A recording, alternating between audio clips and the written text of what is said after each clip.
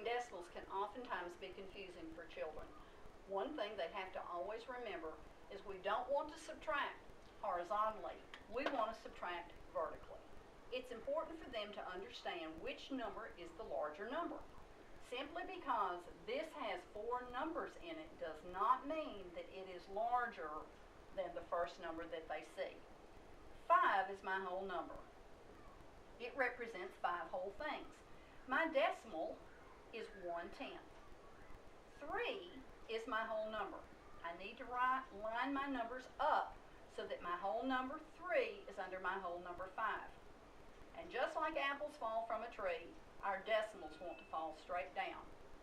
My numbers 6, 4, and 8 are decimal places following my 3. My. What are we going to do now? Children will often make the mistake of wanting to bring down the 4 and the 8 without anything at the top. So always fill in the team with the zeros. This lets them understand you cannot take an 8 from a 0. Simply subtracting would be the same without the decimal. The first place we have to go to is where we have a value we can subtract from.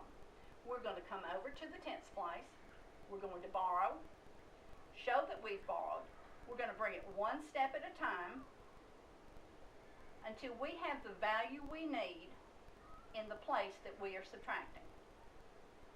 Now I have 10 thousandths minus 8 thousandths is going to leave me 2.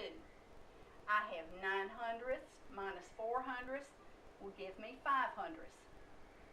No tenths. I'm going to have to borrow.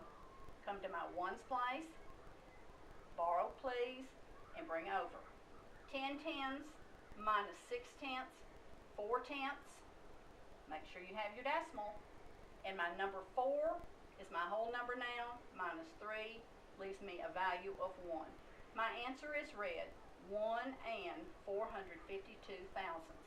The key to subtracting decimals is making sure your decimals are lined up in any place that can be filled in with a 0 after a decimal number should be filled in.